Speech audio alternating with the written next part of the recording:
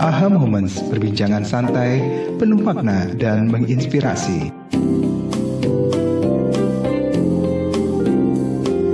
Salam AHA. Jumpa lagi di AHA Moment bersama Himsi Jaya. Di sini kita akan ngobrolin hal-hal seputar psikologis yang pastinya akan menimbulkan AHA Moment buat kita semua. Nah, hari ini kita sudah ditemani sama Mbak Rahajeng Ika atau Mbak Ika. Beliau adalah psikolog di Rumah Sakit Uri Cinere dan juga psikolog di Biro Cassandra and Associates. Nah, dan kebetulan Mbak Ika ini juga adalah Kepala Divisi Layanan Masyarakat ya di Himsi Jaya. Oke, boleh sapa dulu nih teman-teman. Halo Sobat AHA, selamat pagi, siang, sore, malam. Ya, karena kita kan di kapan-kapan saja ya. Benar. Oke. Nah, kita hari ini akan ngomongin ngobrol-ngobrol seputar trauma. Oke. Nah, ini karena Mbak Ika ini juga antara lain sering juga yang menangani kasus-kasus seputar trauma gitu ya. Nah, dan kan sekarang juga kita kalau lihat di sosmed sering sekali tuh dengar istilah-istilah mungkin seperti wah ini gue kena trauma, kena mental gitu kan, atau lu kayaknya butuh trauma healing. Nah, kita sekarang akan ngobrolin dulu nih gitu. Apakah betul nih yang sering disebut-sebut sebagai trauma gitu. Nah, jadi boleh nih Mbak Ika, pertama-tama kita langsung mulai aja nih. Siap. Nah, jadi trauma itu sebenarnya apa sih? Trauma tuh sebenarnya bahasanya tuh disebut trauma ya, bacanya trauma. Trauma tuh adalah luka. Jadi wound gitu ya bahasa Latinnya. Dan wound artinya luka di mana? Luka di sini nih, sakitnya tuh di sini gitu. Jadi sebenarnya orang yang mengalami suatu peristiwa traumatis, lalu ketika dia mengalami peristiwa traumatis itu, dia menghayati peristiwa itu mengancam nyawanya, mengancam kehidupannya, dan dia jadi sangat takut karenanya. Lalu kemudian dia tidak bisa berfungsi baik secara sosial, secara psikologis, ataupun secara spiritual. Nah, ketika itulah maka seseorang dikatakan mengalami si trauma tadi. Oke. Gitu. Jadi ada luka atau wound tadi gitu ya, yang sampai bisa mengganggu fungsinya Keseharian dia. Betul sekali. Dia. Dalam segala aspek ya, ya semua aspek. Oke. Nah, kemudian biasanya hal-hal apa saja sih yang bisa membuat seseorang itu mengalami trauma? Kita sebutnya peristiwa traumatis. Jadi yang disebut dengan peristiwa traumatis itu tentu saja peristiwa yang mengancam nyawa ya. Dianggapnya mengancam nyawa. Jadi banyak kayak ada gunung meletus, ya kebakaran, kemudian gempa bumi, tapi juga bisa peristiwa perkosaan, kemudian nah itu kan adalah peristiwa yang sekali terjadi ya Not ya. Tetapi trauma itu juga bisa diakibatkan oleh sesuatu yang terjadi berkepanjangan. Let's say misalnya perang. Ya kan, atau dia adalah ada di wilayah yang atau kondisi di mana dia mungkin disiksa terus menerus, bullying misalnya, gitu, atau dia kebetulan tidak cukup beruntung mendapatkan pola asuh dari orang tua yang kalau kata anak sekarang toksik, gitu ya, itu seperti itu. Nah, hal-hal seperti itu juga di kemudian hari bisa menimbulkan suatu kondisi yang kami sebut trauma. Oke, jadi pengalaman traumatik ini bisa satu peristiwa spesifik, bisa suatu hal yang berkepanjangan gitu ya. Yang dibutuhkan cuma satu yang samanya, perasaan individunya. Di semua hal tadi, perasaan individunya harus terancam, merasa horor gitu ya, ketakutan. Terus ya itu kayak dia akan mati gitu, seperti itu. Jadi tadi ya dianggap mengancam nyawa gitu ya. Oke, nah berarti sebetulnya suatu peristiwa yang sama bisa dianggap bisa menjadi peristiwa traumatik buat satu orang dan bukan traumatik buat orang yang lain. Nah, lebih tepat gini, peristiwa traumatik bisa dialami oleh beberapa orang dalam satu waktu, tapi hanya salah satu dari mereka mungkin yang akan berkepanjangan menjadi trauma, gitu, menjadi si PTSD lah ya kita sebutnya, karena kan ada tuh gangguannya. Jadi nggak semuanya akan berlanjut. Makanya ada istilah trauma itu bisa sembuh dengan waktu. Gitu. Itu betul, maksudnya bisa saja sembuh dengan waktu. Bisa ya, bisa tidak, tergantung seberapa kuat efeknya pada dia dan seberapa lama dia mengalami trauma. Kalau dia mengalaminya sudah terlalu kecil, usianya masih muda banget, di mana perkembangan otaknya pada saat itu memang belum membuat dia mampu mencerna kejadian, maka kemungkinan damage-nya kan dalam. Nah yang kayak gitu kayaknya nggak mungkin tuh sembuh dengan sendirinya. gitu, yang mungkin sembuh dengan sendirinya. Itu misal ya, dia pernah mengalami, misalnya dia lagi kebetulan tugas di suatu kota, terjadi gempa bumi di situ, kebetulan, tapi ini orang hidupnya waktu kecilnya senang, orang tuanya baik, pola asuhnya positif, dia nggak pernah dibully, pokoknya baik-baik aja. Nah, begitu dia mengalami kan ketakutan dong, tapi kemudian 2 minggu kemudian dia pulang kan ke wilayah, ke daerahnya yang mana safe, aman, nggak ada gempa bumi lagi. Dan dia kemudian bisa berfungsi lagi kurang dari 1 bulan, ya udah selesai, gitu. Bisa tuh terjadi yang sesederhana itu. Jadi artinya dia cuma ngalamin satu dan di masa lalunya nggak pernah ada cerita-cerita yang membuat luka. Oke. Gitu. Nah, kalian juga kata Mbak Ika ini kan trauma ini kan dianggap mengancam nyawa, dan itu kan bisa berbeda-beda antar individu. Betul. Berarti kita deh misalnya terjadi suatu bencana alam gitu kan, buat satu orang, buat si A itu menjadi pengalaman menimbulkan trauma yang berkepanjangan, buat si B itu ya mungkin cuma beberapa hari itu bisa gitu bisa ya. di cover, betul. Oke. Jadi berarti juga artinya kita nggak boleh dong ya misalnya lu gitu doang trauma itu nggak boleh banget. Boleh ya. Nggak boleh banget. Kenapa? Karena kedalaman suatu peristiwa terhadap seseorang, seberapa dia mempersepsi itu kan nggak kelihatan ya dari luar, nggak bisa diduga-duga, nggak bisa ditebak-tebak gitu, dan sangat berbahaya ketika kita mencoba menebak bahwa atau memberikan sugesti ya bahwa akan cuman gitu aja, nggak apa-apa. Kenapa? Karena itu bisa menimbulkan perasaan makin buruk dia ketika dia merasa harusnya nggak apa-apa ya, kok gua apa-apa ya gitu, malah memperparah makin gitu memperparah, benar. Oke, berarti ini buat teman-teman yang suka adu nasib itu kadang malah bisa memperparah ya kan. Ya elah gitu doang, gua begini biasa aja kok, lu gitu doang. Nggak bisa tuh, pantangan tuh sebetulnya. Itu benar-benar pantangan tingkat dewa sih kalau buat aku ya. Kenapa? Karena ya itu tadi, setiap individu kan menjalani hidupnya dengan cara yang unik ya. Pengalaman yang mereka lalui juga unik. Even kita kakak adik aja nggak bakalan sama pengalamannya detik per detik. Jadi nggak bisa banget deh tuh kita banding-bandingin gitu pengalaman kita sama orang lain. Tuh masih diingat tuh sobat AHA, nggak boleh. Pantangan ya. Kayak bulan puasa pantang makan di siang hari, ini juga pantangan. Gitu. Jangan adu nasib gitu ya. Oke. Nah, tadi Mbak Ika juga menarik kan sempat mention tentang mungkin ada trauma-trauma yang diakibatkan karena masa kecil. Nah, ini kan sering nih beredar ya di sosial media atau di percakapan tentang istilah inner child gitu ya. Kita mungkin nggak bahas tentang inner child, tapi kan kadang-kadang itu digunakan untuk aduh ya nih inner childku terluka gitu ya. Aku seperti ini karena inner childku kenapa gitu. Nah, kalau dari sudut pandang mungkin ini sebenarnya terkait dengan trauma kali ya, itu gimana tuh? Bener juga, bisa sih. Jadi gini, ketika kita mengalami suatu peristiwa yang efeknya berat ya dari kita kecil, tentu saja pada masa itu terciptalah suatu perasaan ketakutan, di mana di umur itu perasaan takut ini tuh belum bisa dia proses. Karena kan perkembangan otak ada bertahap ya, ada yang reptilian, mammalian, kemudian baru human. Nah pada saat dia masih di reptilian, reaksinya kan masih fight or flight aja nih, dan dia belum punya bank data yang nanti disimpan di hipokampusnya gitu ya, sehingga nggak bisa nih dia paham ini apaan sih, yang dia tahu cuma terancam. Nah pada usia anak-anak rata-rata rasanya hanya begitu, dia belum bisa menyadari atau membedakan dampak dari peristiwa ini tuh ke dia beneran bahaya atau enggak. Yang dia tahu semuanya sama lah bahaya gitu ya. Nah ini tersimpan di memori seseorang. Otak kita tuh canggih, jadi kalau dia merasa orang yang bersangkutan akan kolaps karena memori yang menyakitkan ini, dia shutdown tuh bagian yang berpikir, hipokampus. Memang sengaja di shutdown sehingga orang yang bersangkutan gak inget banyak hal. Kenapa? Supaya memori yang nyatu ini kan nggak menyakitkan buat dia di-repeat terus. Itu cara untuk melindungi dirinya gitu ya. Cara otak dengan sendirinya untuk melindungi diri. Positif, sayangnya kemudian akan menciptakan freezing memori gitu. Memori yang freeze yang nggak bisa diproses karena di-block dengan sengaja pada masa itu demi keamanan.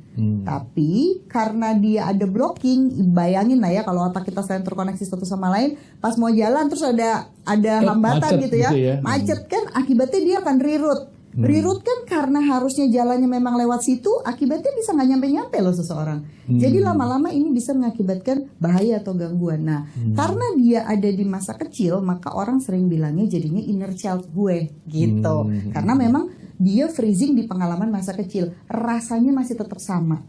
This is the unique thing about trauma ya.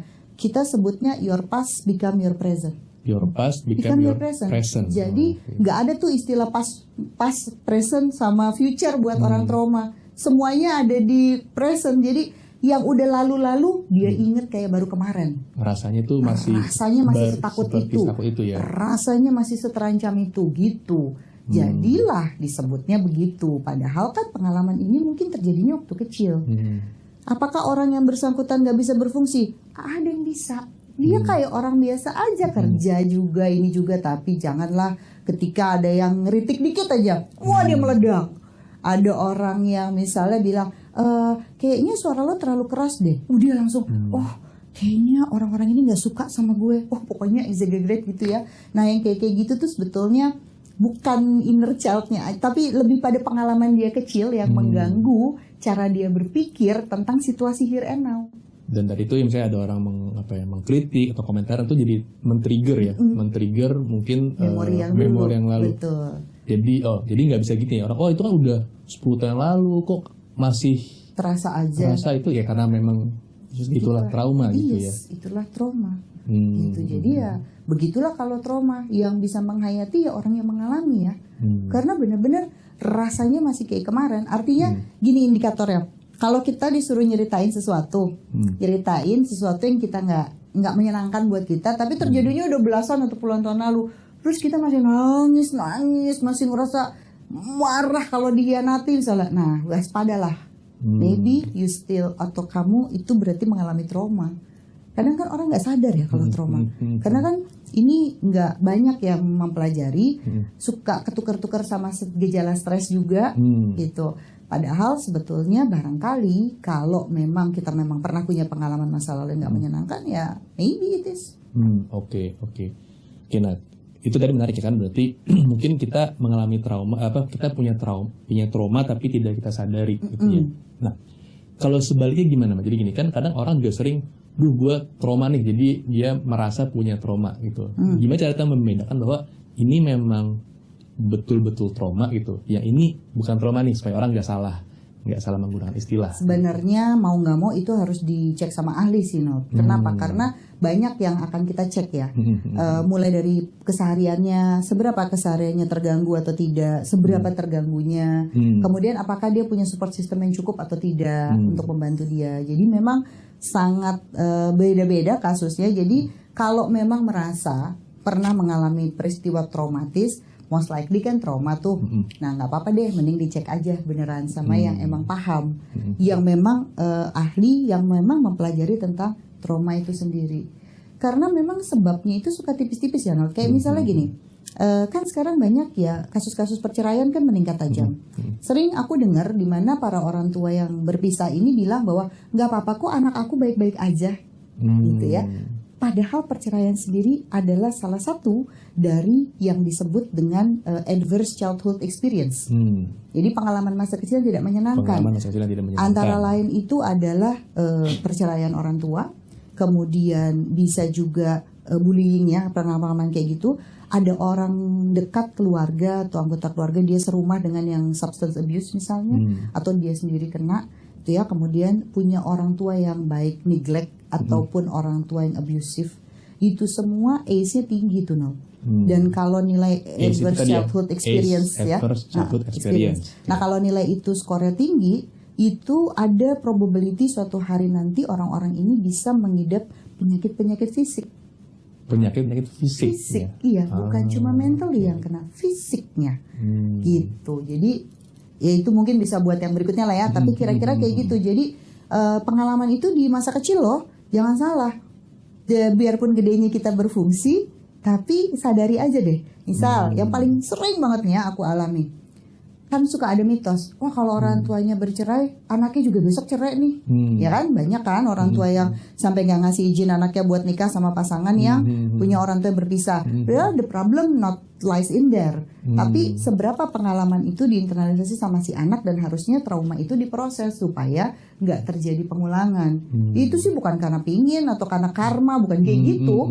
Lebih pada karena memang ada sesuatu yang tidak menyenangkan di dia yang membuat dia gagal merasakan cinta itu sendiri. Makanya problemnya seringkali baru terjadi nih pada saat orang tersebut juga punya relationship dengan orang lain. Jadi pas anak-anak kayaknya nggak apa-apa, no. Nanti pas mereka pacaran, mereka mungkin itu triggernya nikah, gitu yes, ya, gitu. karena relate dengan trauma Sebenarnya. yang dialami. Cuma kan orang nggak lihat sepanjang itu ya. Padahal trauma tuh memang bisa tertunda munculnya.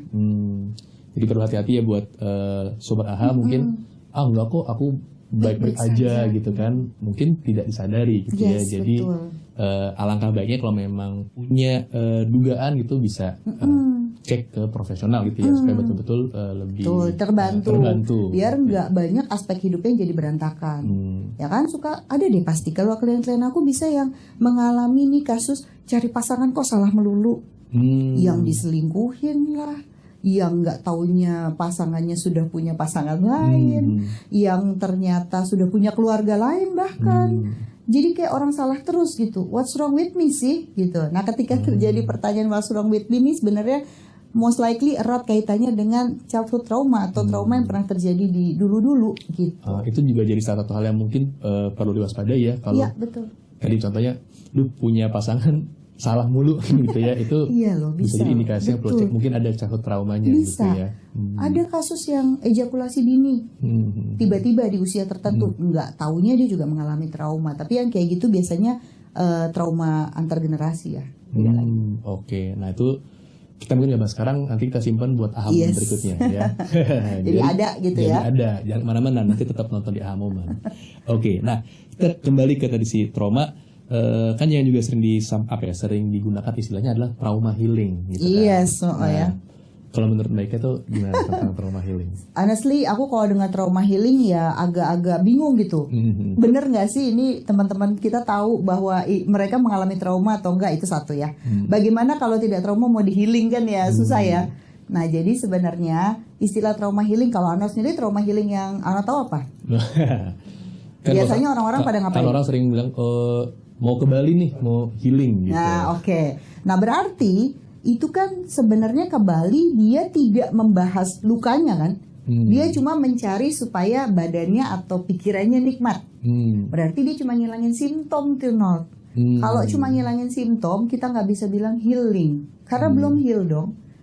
Kayak obat merah dia cuma perdarahan gitu ya. Diredain aja supaya perdarahannya berhenti. Itu healing yang disebut tadi. Trauma healing sebenarnya ibaratkan trauma itu perdarahan ya.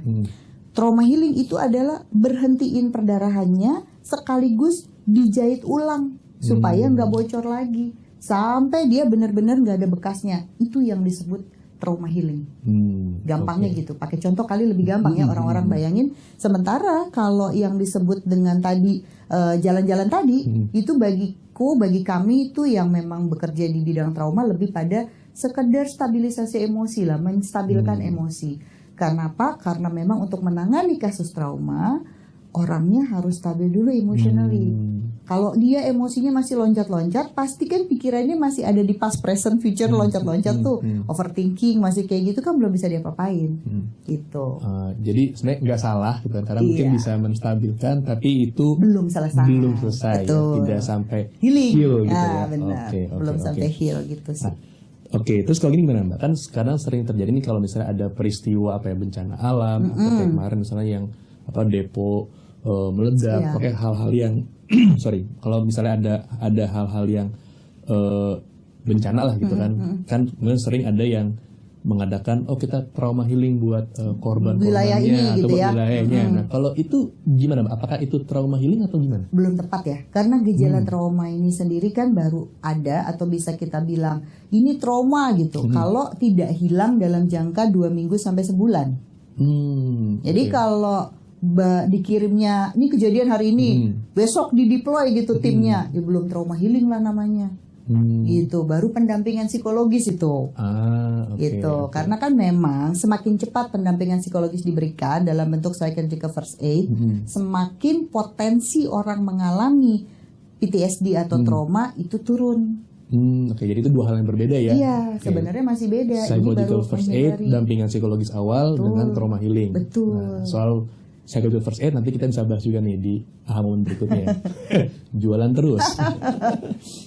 Berarti kalau yang tadi kalau misalnya ada peristiwa bencana, kemudian langsung di-deploy dalam waktu dekat, misalnya 1-2 hari, itu bentuknya belum trauma healing ya, healing, itu benar. masih dampingan psikologis Yes. awal.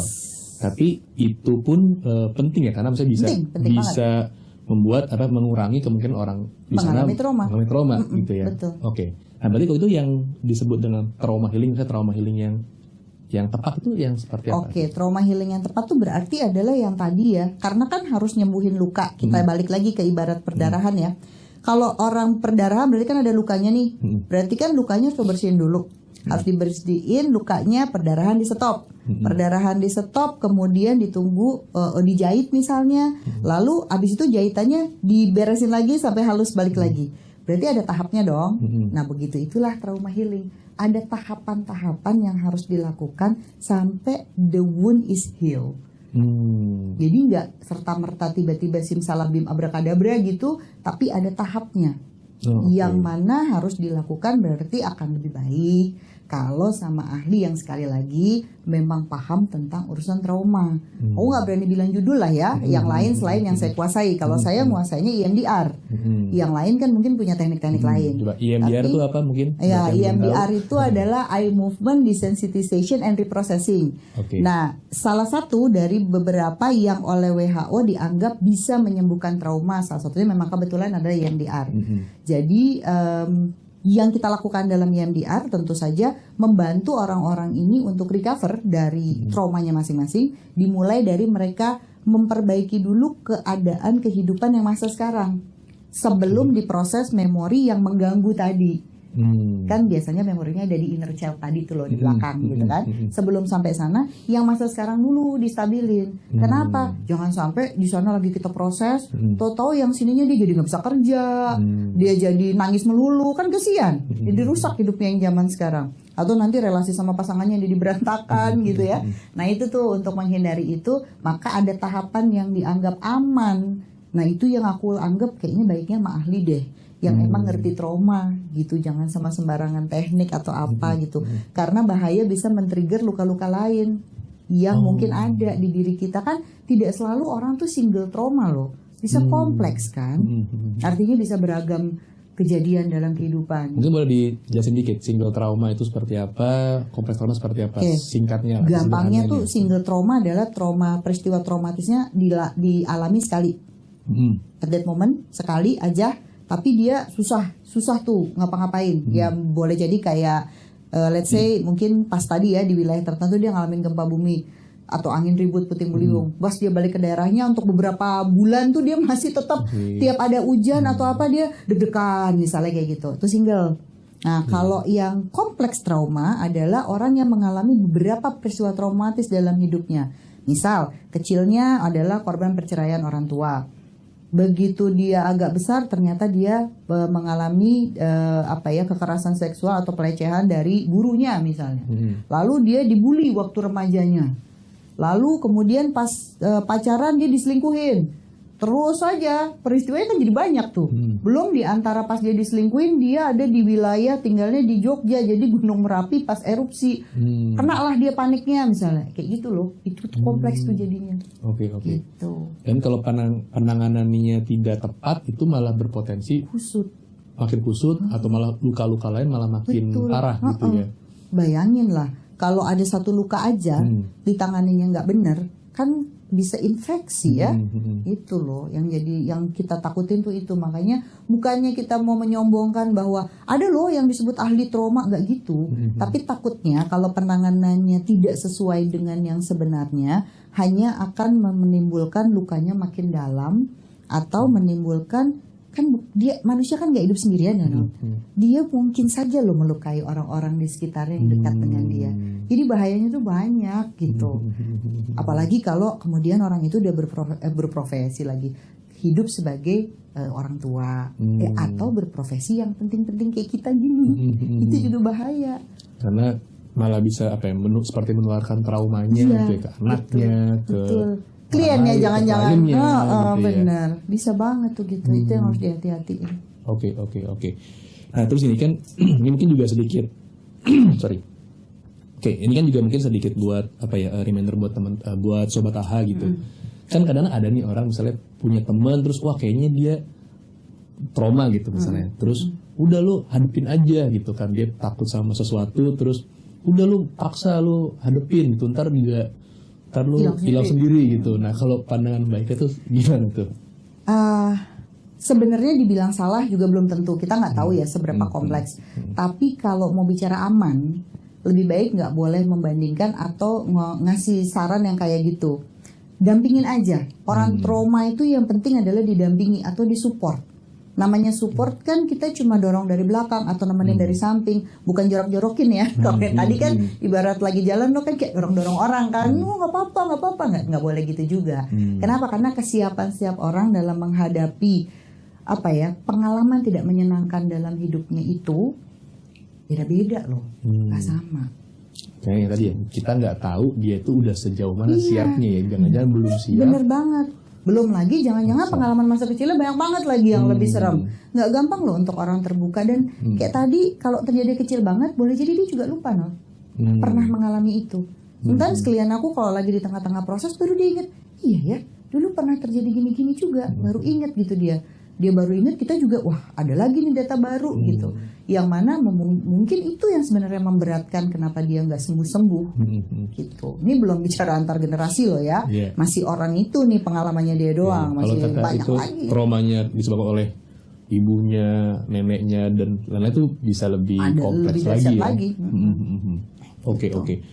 Dari tadi ya kuncinya adalah didampingi dan disupport ya, bukan kita paksa, kita jorokin, juga bukan kita lebay loh gitu ya kan? Jangan dong. Karena tadi kan itu beda-beda gitu ya.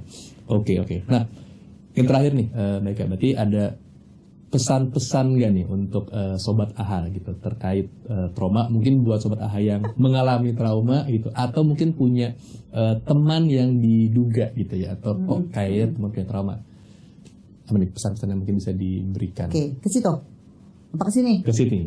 Oke. Jadi sobat AHA, pesan dari aku sebagai yang kebetulan dikasih kesempatan sama Tuhan banyak nolongin orang-orang yang trauma. Pertama, kenali kalau kita pernah punya pengalaman traumatis. Kalau memang pernah nih punya pengalaman traumatis kayak yang tadi kita bahas, silakan cek recheck. Karena boleh jadi pengalaman traumatisnya memang ada di kita, boleh jadi juga nih ada lagi yang disebut pengalaman yang diimprint ke dalam DNA kita alias antar generasi. Nah yang kayak gini lebih seru lagi kan. Artinya apa? Gak ada salahnya kok kalau kita ngerasa something nih di hidup kita yang mentok-mentok melulu. Please, ketemu konselor atau ketemu psikolog. Atau kalau memang udah fix nih ada peristiwa traumatisnya, iya sama yang memang ngerti tentang trauma. Dan silakan diberanikan diri untuk diproses.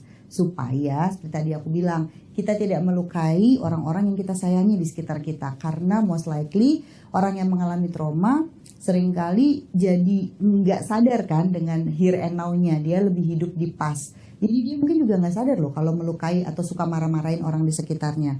Misalnya ibu gitu suka marah-marahin anak tanpa sadar karena dia cuma nyontek gaya mamahnya, padahal dia nggak suka nih diperlakukan itu sama mamanya. Sungguh kasihan kan ya generasi-generasi berikutnya. Jadi please, nggak ada salahnya loh kalau kita cek recheck, walaupun mungkin kita nggak yakin punya nggak ya peristiwa traumatis, but itulah tentang trauma. Dan ingat ya kayak kata Arno tadi, janganlah disuruh-suruh orang-orang ini untuk kuat-kuat gitu. Kuat akan tiba pada waktunya. Just support mereka aja. Support mereka, ajak mereka untuk ketemu ahli jika memang dibutuhkan. Itu aja sih. Oke, nice. Thank you banget Mbak Ika untuk sharingnya. Kita dapat banyak hal ya dari Mbak Ika.